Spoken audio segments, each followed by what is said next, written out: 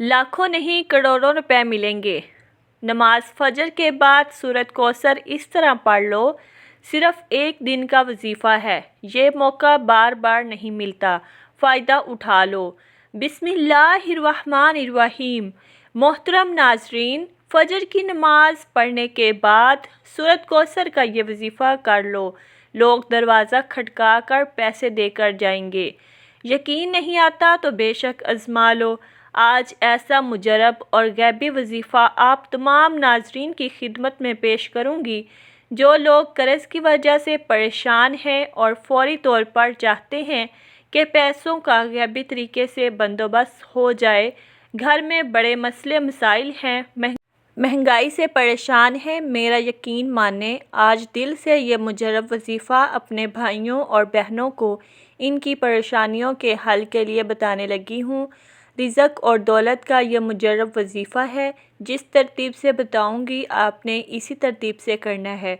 अपनी तरफ से थोड़ी सी भी आपको कमी पेशी नहीं करनी, वरना आपका जो वजीफ़ा है इसके जो असरात हैं वो आपको नज़र नहीं आएंगे।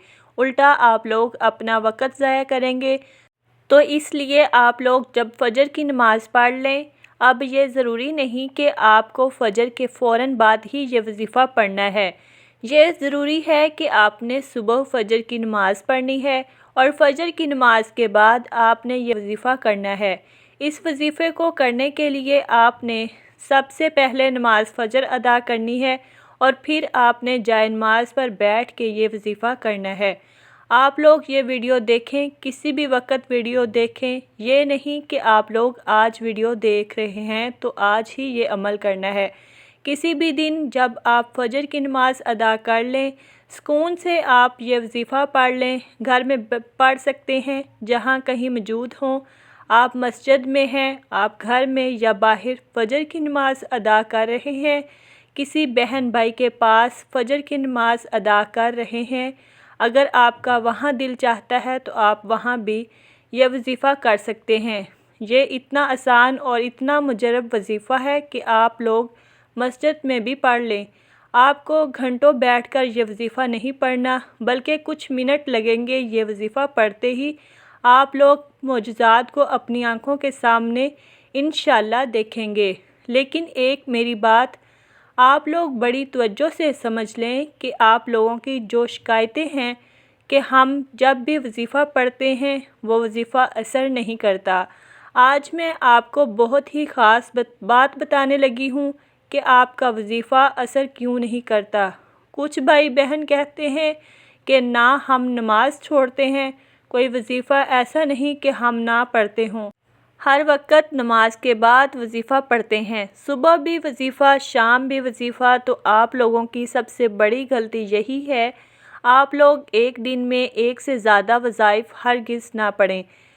भले आप नोट कर लें, एक दिन का कोई अमल है, एक दिन का कोई वजीफ़ा है, एक दिन का ही कोई वजीफ़ा हो, लेकिन आप तमाम दोस्त एक दिन से ज़्यादा एक हाजत के लिए जो वजीफ़ा आपको बताया गया है, रोज़ाना एक वजीफ़ा पढ़ें। किसी भी हाजत के लिए हो, किसी और हाजत के लिए आप दूसरा कोई वजीफ़ा पढ़ सकते हैं, लेकिन आप लोग एक दिन में एक हाजत के लिए बेशुमार वज़ाइफ हरगिज़ ना पढ़ें।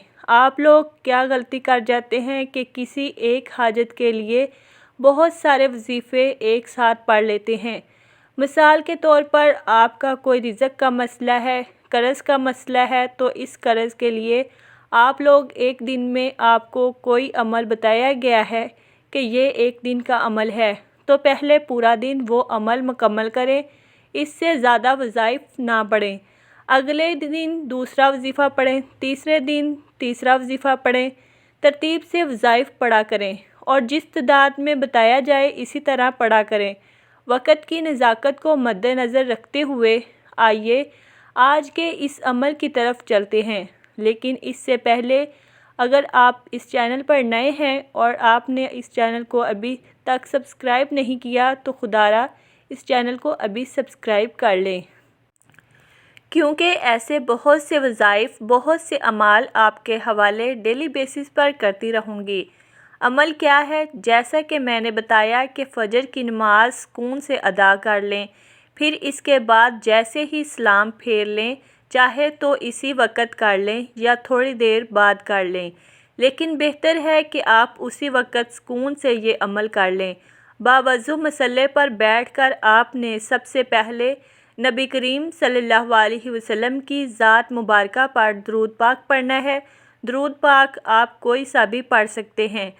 آپ صلی اللہ علیہ وسلم، آپ صلی اللہ علیہ محمد پڑھ لیں، آپ صلی اللہ علیہ وسلم پڑھ لیں، یا آپ نماز والا درود ابراہیمی پڑھ لیں تو سب سے بہتر ہے۔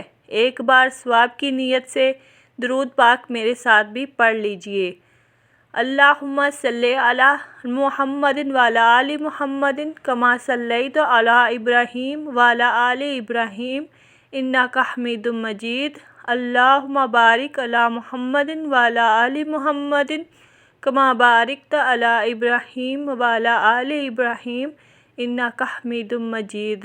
درود پاک پڑھتے ساتھ ہی فوری طور پر آپ نے سب سے پہلے اپنے مقصد کی نیت کرنی ہے۔ آپ میں سے جو کچھ بھی مانگنا چاہتا ہے مانگ لے۔ آج قبولیت کی گھڑیاں ہیں۔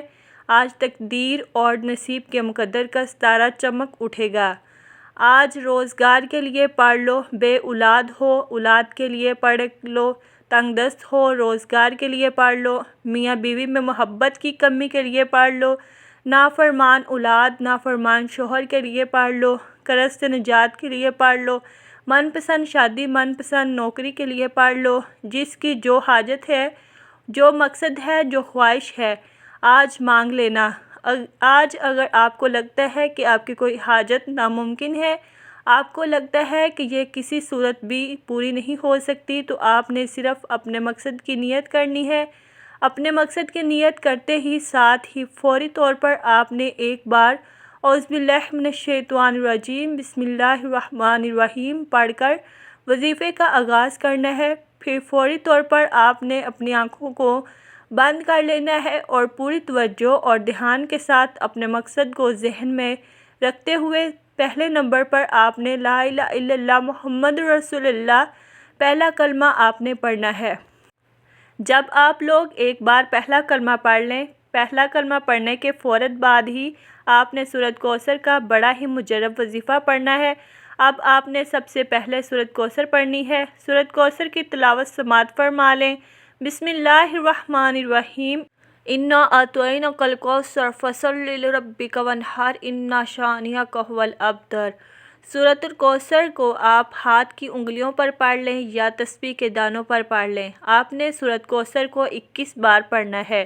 21 مرتبہ جب سورۃ کوثر پڑھ لیں، اب آپ کو ایک اسم بتاؤں گی، اس کے فوراً بعد آپ کو یہ اسم پڑھنا ہے۔ کتنی بار پڑھنا ہے یہ پوری توجہ سے سمجھ لیں۔ یہ اسم یا باسطو ہے جو کہ صرف ایک مرتبہ آپ کو پڑھنا ہے۔ اس کے بعد فوراً سے آپ لوگوں کو دوبارہ سے 21 مرتبہ سورۃ کوثر پڑھ لینی ہے۔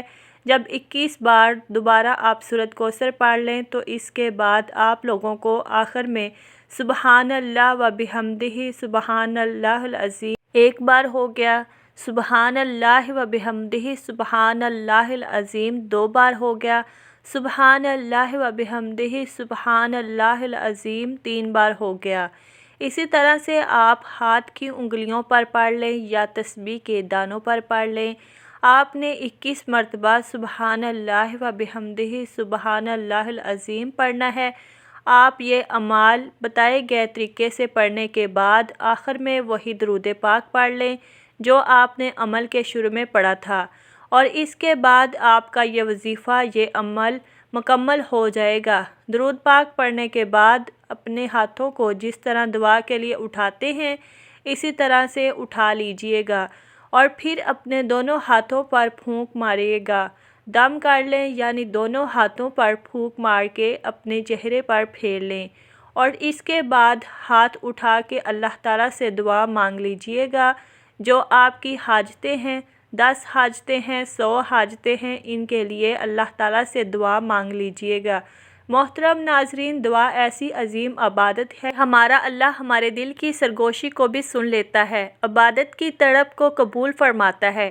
اس کے لیے الگ سے وقت بھی نہیں نکالنا پڑتا۔ یہ عبادت کچن ہو یا بچوں کے معاملات، شوہر کا انتظار ہو یا مہمان نوازی، آپ اللہ سے مخاطب ہوتے ہیں اور اللہ آپ سے باتیں کرتا ہے، آپ کے سوالوں کا جواب دیتا ہے۔ اللہ تعالیٰ فرماتا ہے کہ تمہارے رب نے فرمایا، مجھ سے دعا کرو میں تمہاری دعا قبول کروں گا۔ بے شک وہ جو میری عبادت سے تکبر کرتے ہیں عنقریب ذلیل ہو کر جہنم میں جائیں گے۔ عموماً مانگنے والے لوگ اچھے نہیں لگتے، مگر اللہ کا تو الگ ہی معاملہ ہے کہ اسے مانگنے والے پسند ہیں، حتیٰ کہ چھوٹی سے چھوٹی ضرورت کے لیے بھی اللہ تعالیٰ کو پسند ہے کہ اس کا بندہ اس سے مانگے۔